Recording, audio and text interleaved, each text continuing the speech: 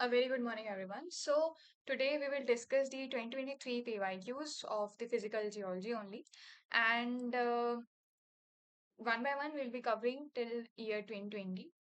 Yeah, moving forward. So, we have total 12 questions. As I've already told you, 120 questions in total. And we have 10 subjects. So, per subjects, we'll have the 12 questions. So, we have to just prepare the 10 subjects thoroughly. And as you can see, they change in the pattern. One-liner questions are somewhat bit less, but the statement questions are increasing day by day.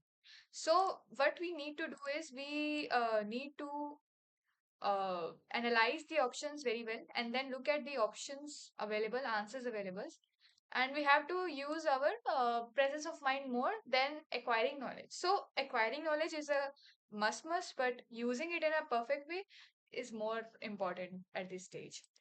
Yeah. So first question is the main difference between gradualism and catastrophism is based on which one of the following geomorphic attributes. So yesterday we have discussed कि gradualism क्या होता है और catastrophism क्या होता है. We know that catastrophism तो हमने पढ़ा था कि जैसे कोई अचानक से natural calamity आ जाए, whether it's volcanic eruption, whether it's flood, whether it's earthquake, तो उसकी या फिर किसी meteoroid का hit करना, तो उसको हम कैटास्ट्रॉफिज्म में कहेंगे कि एक चेंज आया आपके अर्थ के सरफेस में पर वो अचानक से आया, तो उसको कैटास्ट्रॉफिज्म कहते हैं और इसकी जो चेंज की स्पीड है वो बहुत ज्यादा है. ग्रेजुअलिज्म तो हमारी तरह हमने जैसे कि यूनिफॉर्मिटेरियनिज्म पढ़ा था, like present is the key to past.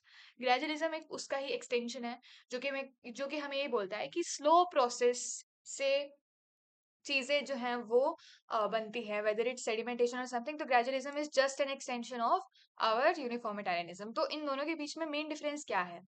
Geomorphic rate का, ऑफ कोर्स जियोमॉर्फिक रेट का, क्योंकि ये बहुत स्लो रेट पे हो रहा है और वो बहुत ज्यादा ही फास्ट रेट पे हो रहा है.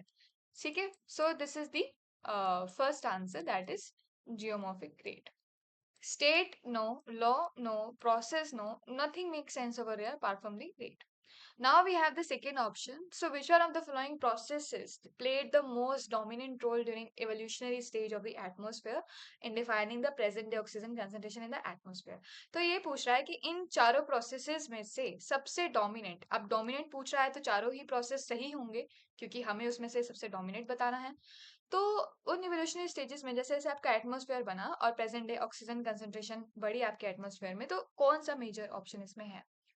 तो पहला ऑप्शन है हमारा release of water vapour during volcanic eruption, water vapour decomposition because of solar radiation, photosynthesis और oxidation of minerals. So I have prepared the answers. तो आपका ऑप्शन ए है कि आपके वाटर वेपर वेपर जो है वो आपके वोल्केनिक इरप्शन से जो है रिलीज हुए, तो वो इसके लिए मैं वो है, पर ऐसा नहीं है. वोल्केनिक इरप्शन ने गैसेस रिलीज करे, water vapour, CO2, sulphur dioxide atmosphere में भर भर के करा. लेकिन वाटर वेपर जो एक है सिग्निफिकेंट ग्रीन हाउस गैस है, लेकिन इसका कोई डायरेक्ट कंट्रीब्यूशन नहीं है ऑक्सीजन लेवल में बढ़ाने का, बल्कि ये इनडायरेक्ट कंट्रीब्यूशन है. इसने अर्ली एटमॉस्फेयर अर्थ की कॉम्पोजिशन को प्ले आउट करने में बहुत बड़ा रोल प्ले किया है, हाइड्रोलॉजिकल साइकिल में किया है, बट ऑक्सीजन लेवल इंक्रीज करने का यहाँ पे कोई ताल्लुक है नहीं. It's just for the early atmosphere composition that you will remember from here. Okay, now we have option B, water vapour decomposition because of solar radiation. अब सोलर रेडिएशन जो है वो वाटर वेपर H2O का जो है photo dissociation कर देती है, हाइड्रोजन और ऑक्सीजन को अलग अलग कर देती है. ठीक है, जिसकी वजह से ये प्रोसेस सफिशिएंट नहीं है कि वो सिर्फ एटमॉस्फेयर की ऑक्सीजन लेवल इस बेसिस पे बढ़ा दे. नहीं, हाइड्रोजन जो है जो प्रोड्यूस होगी इतनी हल्की होती है, एस्केप अवे कर जाएगी स्पेस में और ऑक्सीजन लार्ज क्वांटिटीज में एकमुलेट नहीं हो पाएगा. तो this is something that is not feasible कि इसी प्रोसेस, ये process of course reason reason है, लेकिन ये एक मेजर एक डोमिनेंट रीजन नहीं है. उसके बाद फोटोसिंथेसिस. फोटोसिंथेसिस हमें पता है प्लांट्स, एल्गी, साइनोबैक्टीरिया CO2 को पानी में कन्वर्ट करते हैं, ग्लूकोज बनाते हैं, ऑक्सीजन बनाते हैं सनलाइट यूज करके. तो ये प्राइमरी डिवाइडर है भाई. इसके अंदर एटमॉस्फेरिक ऑक्सीजन जो है जियोलॉजिकल टाइम से इसने ही बनाई है और ऑफ कोर्स ये बात है कि यही सबसे बड़ा रोल प्लेयर है हमारी ऑक्सीजन को बनाने का. Oxidation of mineral. अब ऑक्सीडेशन ऑफ मिनरल कैसे होता है? ऑक्सीडेशन आपकी वेदरिंग ऑफ रॉक्स में होता है. सीधी सी बात है कि ये आपका ये रॉक है, अब ये कंज्यूम करते हैं oxygen to produce the weathering और रिएक्शंस एटसेट्रा. तो ये जियोकेमिकल साइकिल्स के लिए इंपॉर्टेंट है, लेकिन ये एटमॉस्फेरिक ऑक्सीजन लेवल इंक्रीज नहीं कर रहे, they are decreasing because they are using for their own purpose. तो ये सिंक की तरह ऑक्सीजन में एक्ट करता है, ऑक्सीडेशन ऑफ मिनरल्स और या फिर weathering of rocks, rather than a source. So our correct answer is photosynthesis. So this is a dominant reason. This is a sink. This is not feasible for production of oxygen at such high level, and it is for the formation of early atmosphere. The zone marking the end of decrease in temperature with increase in altitude is known as up zone पूछा है। अब क्या दिक्कत होगी, यहाँ पे बच्चे sphere पे चले जाएंगे कि जब हम ट्रोपोस्फेयर पे जाते हैं तो ऊपर जैसे जैसे हम जाते हैं तो हमारा टेम्परेचर जो है वो इंक्रीज होता है, डिक्रीज होता है, और जैसे हम स्ट्रेटोस्फेयर में जाते हैं ऊपर ऊपर तो हमारा टेम्परेचर जो है वो इंक्रीज होता है। तो आप लोग यहाँ पे फंसोगे, स्फेयर नहीं पूछा है, पॉज पूछा है। काफी बच्चों ने क्वेश्चन गलत किया था। क्या होता है, let me just check. Yes, tropopause क्या है? ट्रोपोपॉज ये आपका ट्रोपोस्फेयर है। ट्रोपोस्फेयर और स्ट्रेटोस्फेयर के बीच में आपका ट्रोपोपॉज आता है। क्या आता है? ट्रोपोपॉज। तो ट्रोपोस्फेयर जैसे जैसे हम ऊपर जा रहे हैं हमारा टेम्परेचर जो है बिल्कुल ही डिक्रीज करता है, हमें पता है। और ट्रोपोपॉज एक ऐसा गेम चेंजर लेयर होता है जिसके अंदर ये ट्रेंड जो है वो रुक जाता है। और बेसिकली जैसे हम स्ट्रेटोस्फेयर के अंदर ऊपर जाते हैं तो हमारा जो टेम्परेचर है वो स्टार्ट इंक्रीज करने लग जाता है। स्ट्रेटोपॉज जो है स्ट्रेटोस्फेयर और मेसोस्फेयर के बीच में, स्ट्रेटोस्फेयर बिकॉज स्ट्रेटोस्फेयर के अंदर टेम्परेचर बहुत हाई होता है, लेकिन जैसे जैसे हम ऊपर जा रहे होते हैं तो वो डिक्रीज करता रहता है। क्यों एकदम से हाई क्यों होता है? क्योंकि यहाँ पे ओजोन लेयर जो है ultraviolet, because of this reaction the ozone layer absorbs the whole ultraviolet rays over here, and that results in increasing in temperature. So stratopause, the temperature reaches its maximum before standing to decrease again in the mesosphere. So यहाँ पे decrease हो रहा है। Mesopause का क्या है? Mesopause और थर्मोस्पॉज का ये है कि बहुत ठंडा होता है मेसोस्फेयर, जैसे जैसे ऊपर जा रहे होते हैं तो टेम्परेचर जो है वो ठंडा ठंडा ठंडा होते होते होते होते यहाँ पे बहुत ठंडा हो जाता है, ये जब उसका एंड आता है। और जैसे ही मेसो पॉज शुरू होती है तो यहाँ पे टेम्परेचर जो है वो इंक्रीज होने लग जाता है। हेलियोपॉज जो है सबसे बाहर की लेयर होती है, हेलियोस्फेयर, ठीक है, अर्थ के एटमॉस्फेयर का पार्ट नहीं है बल्कि एक सोलर सिस्टम का इन्फ्लुएंस है। यहाँ पे पार्टिकल्स की डेंसिटी सिग्निफिकेंटली ड्रॉप हो जाती है और सोलर विंड जो है वो स्लो डाउन हो जाती है, और it's something that is not related. तो ट्रोपोपॉज पहले, फिर स्ट्रैटोपॉज, फिर मेसोपॉज। तो ट्रोपोस्फेयर टेम्परेचर यहाँ पे डिक्रीज हो रहा है और अचानक से यहाँ पे इंक्रीज होगा। स्ट्रैटोपॉज यहाँ पे टेम्परेचर इंक्रीज हो रहा है और यहाँ पे टेम्परेचर जो है वो डिक्रीज होगा, ठीक है। और मेसोपॉज बहुत ठंडा टेम्परेचर, जैसे जैसे ऊपर जा रहे हैं तो टेम्परेचर जो है वो इंक्रीज, अपना मैक्सिमम ये यहाँ रीच करते हैं अपने या सो अपना maximum temperature they. So let me just, so zone that marks the end of decrease in temperature with increase in altitude is known as of course it's stratopause. So एक ऐसा zone जैसे जो ये बताता है कि अब टेम्परेचर जो है वो डिक्रीज हो रहा है as in increase in altitude. तो सीधी सी बात है, जब स्ट्रेटोस्फेयर शुरू होता है तो टेम्परेचर बहुत इंक्रीज होता है, लेकिन जैसे जैसे मेसोस्फेयर के पास जाने लग जाता है तो वहाँ टेम्परेचर जो है वो डिक्रीज जाता है। तो stratopause is the correct answer. Now will come to the question number 4। So laccoliths, phacoliths, lopoliths, stocks, इन सब के चार ऑप्शन उठा के हमें दे दिए। अब मुझे इसमें से जो याद था वो फैकोलिथ्स याद था। कैसे? मुझे ये पता था कि ये लेंस शेप मासेस होते हैं, फोल्ड्स के साथ एसोसिएटेड होते हैं, तो इसको मैंने बी के 4 के साथ वो करा, तो बी का 4 यहाँ पे आ गया। Now we have this laccolith और स्टॉक और लोपोलिथ। अब मैं स्टॉक के पास जाना चाहूंगी, क्योंकि अब मैं स्टॉक के पास जाना चाहूंगी। देखो, स्टॉक जो है वो लार्जेस्ट इंट्रूसिव बॉडीज होती है बेसिक रॉक्स की, मुझे ये भी पता था। तो बी का 4 हो गया और डी का 3 हो गया। So this option would be correct, but let me just give you more information. So laccolith क्या होती है? लैकोलिथ होती है कि एक इग्नियस इंट्रूजन, अंदर से इग्नियस इंट्रूजन आ रही है, मैग्मा जो है वो रॉक्स की लेयर्स हैं, इनमें से पुश करता करता ऊपर आ रहा है और फिर ओवरलाइन एक डोम लाइक स्ट्रक्चर जो है वो ऐसे क्रिएट कर दे रहा है, और सरफेस के अंदर से इतना मैग्मा है कि डोम लाइक स्ट्रक्चर बना है, तो उसको हम लैकोलिथ कहेंगे। तो डोम यानी कि कुछ इस तरह से। फैकोलिथ मैंने बताया था लेंस शेप्ड होते हैं, क्रेस्ट और ट्रफ्स कुछ इस तरह से हो जाते हैं, और it looks like a lens और अ बीम इस तरीके से, और एंटीक्लाइंस एंड सिंक्लाइंस भरे पड़े होते हैं। लोपोलिथ जो है सॉसर शेप्ड होता है, कुछ इस तरह से। लैकोलिथ जो है अपना छतरी, ठीक है, लोकोलिथ अपना कटोरा। तो लैकोलिथ छतरी, लोपोलिथ, कटोरा, और ये सॉसर शेप्ड होते हैं। और मैग्मा जो है ऐसे हॉरिजॉन्टली ऐसे स्प्रेड होता रहता है बिटवीन लेयर्स ऑफ रॉक। और lopolith sinks slightly and it gives concave shape, और this consists of rocks like gabbro. Now we have stalks. Largest intrusive body rocks होते हैं irregularly shaped of igneous intrusive rocks. They are smaller than the batholiths. Batholiths से छोटे होते हैं stalks, लेकिन significant होते हैं साइज में। तो इससे हमें क्या पता लगता है कि batholith तो और बड़े होते हैं, ठीक है। एंड stalks जो है तब फॉर्म होते हैं जब मैग्मा कूल हो जाता है और सॉलिडिफाई हो जाता है आपके अर्थ के क्रस्ट में। सो this is the correct option. Now we'll come to the question number 5. So consider the following statement regarding continental lithosphere. अब हमें क्या बोल रहा है पहले स्टेटमेंट में कि consist of buoyant low density crust and upper mantle. Of course ये बात है, लिथोस्फीयर कैसे फॉर्म होती है आपकी क्रस्ट से और आपकी अपर मेंटल से। तो क्रस्ट जो है हमारी, हमें पता है कि लो डेंसिटी बायंट होती है तभी तो ऊपर है, और हल्की होती है। तो ये ऑप्शन तो बिल्कुल करेक्ट है। अब दूसरा, part of the lithosphere takes place in the mantle convection process. अब मुझे ये बताओ कि आपका लिथोस्फीयर है और आपका एस्थेनोस्फीयर है। आज तक हमने यही पढ़ा है कि आपकी जो मेंटल कन्वेक्शन है वो एस्थेनोस्फीयर में होती है, ना कि लिथोस्फीयर में। आपके लोअर मेंटल से ही सब मेंटल कन्वेक्शन जो है ऐसे ऊपर आती है और ये कन्वेक्शन साइकिल चलता रहता है। तो ये तो गलत हो गया। Option number 3, it's average thickness is about 150 kilometre. पहला सही है, ठीक है, और दूसरा गलत है, तो ये तो हो नहीं सकता, ना ये हो सकता।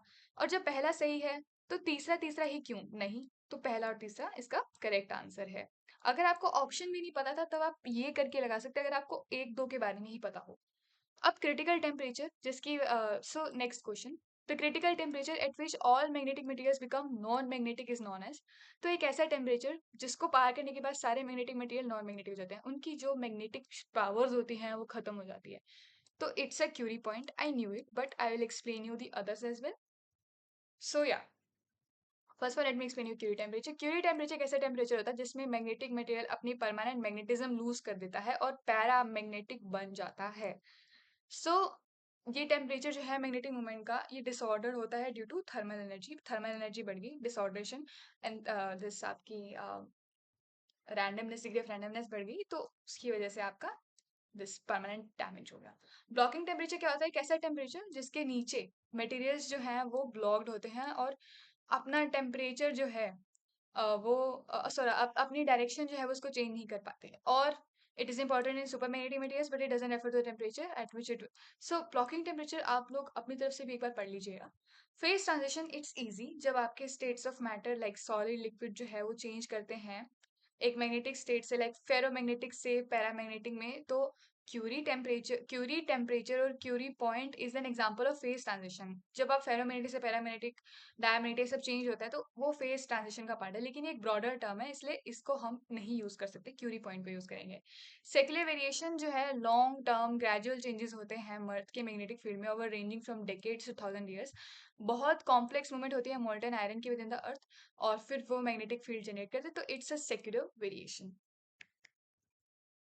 सो secular variation. So sorry. Curie point is the correct answer. So now we'll have the seventh question. तो इसमें हमें पूछ रहा है स्टेटमेंट्स रिगार्डिंग ग्रेडेड रिवर। अब ग्रेडेड रिवर क्या है तो नहीं पता, तो तब भी कोई बात नहीं, हम इस क्वेश्चन को खुद ही सॉल्व करेंगे। तो ये करेक्टराइज करी गई है एक necessary channel slope shape to maintain minimum velocity required to transport material. तो आपको ये पता होगा कि यूपीएससी में जब आपको बहुत बड़ी बड़ी स्टेटमेंट दी जाए, मैक्सिमम केसेस में if they are making sense तो they are correct. Okay, now the statements which are smaller or have more chances of being wrong. सो ये कहना चाहता है पहले स्टेटमेंट में कि नेसेसरी चैनल स्लोप्स जो हैं वो शेप को मेंटेन करने के लिए मिनिमम वेलोसिटी जो है वो रिक्वायर्ड होती है टू ट्रांसपोर्ट सेडिमेंट्स। सिर्फ सैडी सेडिमेंट से क्यों कैरेक्टराइज होते हैं? ग्रेडेड है तो सिर्फ सैंड सैंड को थोड़ी ना, जरूरी थोड़ी ना है। सो इस स्टेटमेंट में वी आर डाउटेड। तो टू टू और टू वाले तो सब गलत ही लगा लो। उसके बाद graded river is considered as a channel in, अब मुझे नहीं पता कि ये क्या है। Fourth, such river will not be affected by any external disturbance like faulting across the channel. क्यों? ऐसा नहीं है। When there is some external disturbance, the river will be affected. There is no वरदान given to the river कि वो affect नहीं होगी। तो सारे ऑप्शन गलत होगी, ये वाले ऑप्शन, तो यही वाला सही होगा। अब मुझे इसका थोड़ा बहुत आइडिया था इसलिए मैंने बता दिया, लेकिन हम इसको और पढ़ लेते हैं। It is characterized by necessary channel slope shape to maintain minimum velocity required to transport sediments. एक ग्रेडेड रिवर जो होती है उसका स्लोप होता है, वो चैनल शेप होती है उसकी, जिसके अंदर वो ट्रांसपोर्ट को सेडिमेंट्स को एफिशिएंटली मतलब सेडिमेंट्स को एफिशिएंटली ट्रांसपोर्ट कर देती है। और रिवर जो है अपना ग्रेडियंट जो है वो एडजस्ट करते रहते हैं ताकि वो बैलेंस बना सके और सेडिमेंट्स को सप्लाई कर सके। एक ग्रेडेड रिवर जो है स्टेट ऑफ डायनामिक इक्विलिब्रियम में होती है, मीनिंग उसने अपना स्लोप ऑलरेडी एडजस्ट कर लिया है, चैनल शेप भी बना ली है, फ्लो वेलोसिटी भी बैलेंस हो गई है। So equilibrium allows the river to maintain a stable form over time, assuming no significant changes in external condition. सैनी सेडिमेंट्स का बता दें कि not specifically characterized by them. Depending on the river sources materials, it erodes along the course. So it size varies from sill to large cable depending on its flow velocity and gradient. Now we have external disturbance. So it is affected by significant external disturbance. Faulting होगा, water flow में changes होंगे, human activity होगी, सब affect करेगा. Sediment load, उसकी gradient, उसकी characteristic potential, सब उसका equilibrium disturb करेगा. तो I hope that I am clear. वैसे भी हमारा आंसर तो हम ऑलरेडी अपने तिकड़मबाजी से, प्रेजेंस ऑफ माइंड से निकाल चुके थे, पर उसके लिए भी हमें एक दो स्टेटमेंट तो पता होनी चाहिए कि गलत सेंस कौन दे रही है, सही सेंस कौन दे रही है। अब सबकास्ट, सबकास्ट के बारे में क्या सही नहीं है, अब इस चीज में आप फंस सकते हो। क्यों? जब आपके पास नंबर्स वाले क्वेश्चन होते हैं सो हम उसमें एलिमिनेशन मेथड कहीं ना कहीं लगा लेते हैं, लेकिन इसमें आपको काफी प्रिसाइज होना होगा। तो कोशिश ये करिएगा कि जब आपके one liner and one option वाले क्वेश्चन हो जो आपका आते हो वही करो, उसमें ज्यादा आपको रिस्क लेने की जरूरत नहीं है। सो level of ground water table controls the land surface elevation. तो ये कहना चाहता है कि जैसे आपका ग्राउंड वाटर है, मतलब आपका ये है लेवल ऑफ ग्राउंड वाटर है, तो वो लैंड सरफेस की एलिवेशन को कंट्रोल करता है। आई गेस वो करता है क्योंकि आपका जो वाटर है, वाटर का जो रिटेंशन हो रखा है, so when huge amount of water is so land का एलिवेशन भी कहीं ना कहीं इफेक्ट होता है। Tidal flats are dominated by इवेपोराइट्स।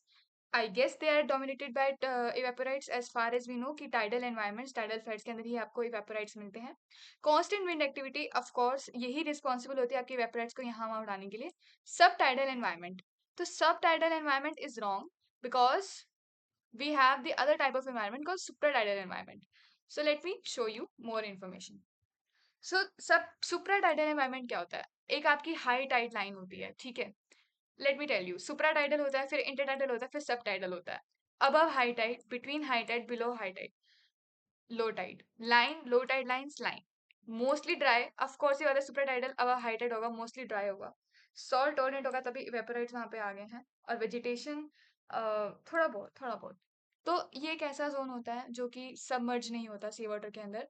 और एक्सट्रीमली सीधी सी बात है, जब आपका इवेपोरेट्स में कुछ इस तरह से आपके क्रैक्स वगैरह बनते हैं तो वो समुद्र के अंदर नहीं बनते, वो उसके बाहर बनते हैं, जो कि आपका सुप्राटाइडल एनवायरनमेंट होता है। ठीक है, एक्सट्रीम हाई टाइड्स और स्टॉर्म सर्जेस जब आते हैं बस तभी वो पानी के कांटेक्ट में होता है, otherwise it's dry only. Salt oriented vegetation होता है, grasses, shrubs, features like sand dunes वहां पे होते हैं। सॉल्ट स्प्रे, ओकेजनल फ्लडिंग जो है, बाकी हमेशा ड्राई रहता है। तो ऑफ कोर्स ये बात है कि ऐसे ही एनवायरनमेंट में सबका बनेगा, पानी के अंदर सबका नहीं बनेगा। ठीक है। So, extending the continental shelf, the environment is influenced by constant wave action, underwater currents. So, this is coral reefs and kelp forest are something that is formed in subtidal environment. कि corals के reefs वहां बन जाएगी, kelps आ जाएंगे, लेकिन यहाँ पे आपको सबकास मिलेगा, coastal dune मिलेगा, salt marshes मिलेंगे.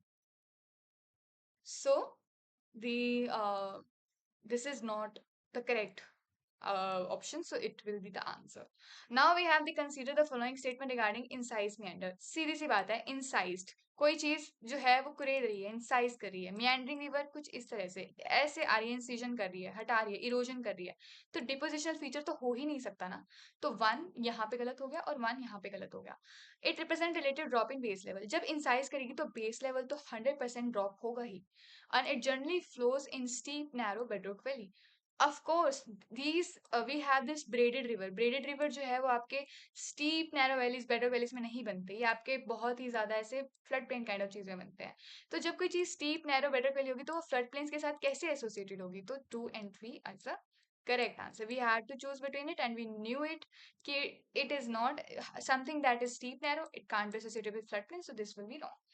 Now we have the match the following. They are the easiest one. Never leave match the following in statement questions, please. If you have any bit of idea, there is almost 70 to 80% chance you will be correct.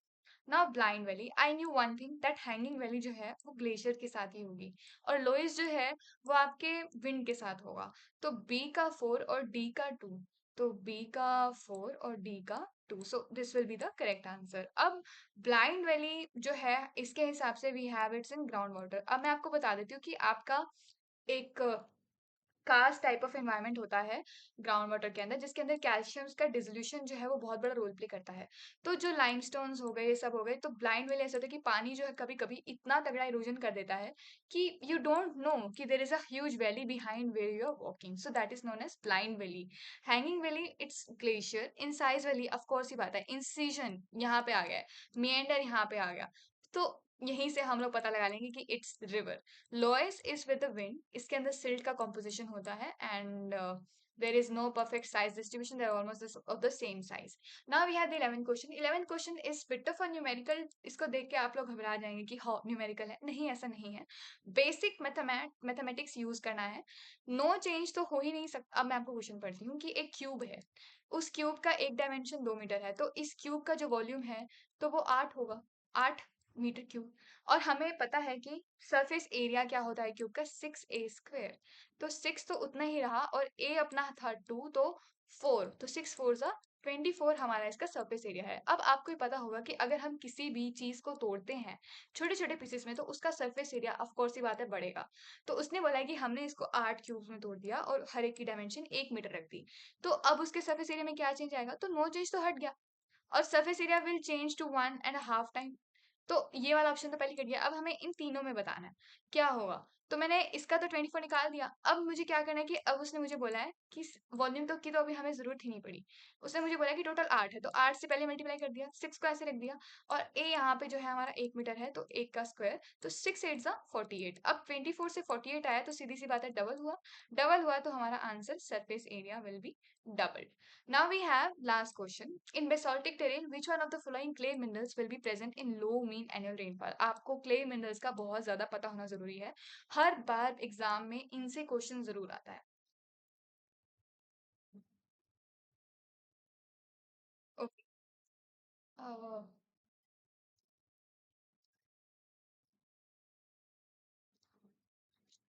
Sorry sorry sorry.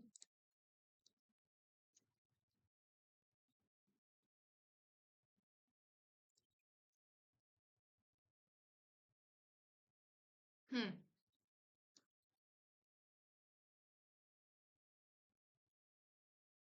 So kaolinite जो है वो आपके ऐसे environment में form होता है जहाँ पे इंटेंस केमिकल वेदरिंग हो, और typically in tropical climate with the high rainfall. It has a simple 1:1, 1:1 layer structure, low cation exchange capacity, and it's relatively stable. So it doesn't swell when it doesn't swell much when it's wet. Bauxite तो है, एक single mineral होता है. इसमें गिप्साइट, बोहेमाइट, डियास्पोर सब भरा होता है. ट्रॉपिकल सब ट्रॉपिकल क्लाइमेट में मिलते हैं. High rainfall, intense weathering is responsible. So rich in aluminium hydroxide, primary ore of aluminium. So it forms under the condition of extreme leaching. Smectite जो है वो लिमिटेड लीचिंग के लिए होता है, सेमी एरिड क्लाइमेटिक एनवायरनमेंट्स में होता है. हाई कैटायन एक्सचेंज कैपेसिटी होती है इसकी, सिग्निफिकेंट स्वेलिंग कैपेसिटी होती है जब वेट हो जाता है. तो commonly in poor drain soils and areas with low rainfall. Gibbsite एक एल्यूमिनियम हाइड्रोक्साइड होता है, ट्रॉपिकल सब ट्रॉपिकल एनवायरनमेंट में होता है, बॉक्साइट की तरह का ही एक पार्ट है. हाई रेनफॉल इंटेंस वेदरिंग इसको चाहिए. मेजर कंपोनेंट है बॉक्साइट का 22 and found in high rainfall with good drainage. So our question was कि in basaltic terrain, which one of the following clay mineral will be present in low mean annual rainfall? So in low mean annual rainfall, we have the answer that is gibbsite. So thank you so much, and we'll cover the next year tomorrow.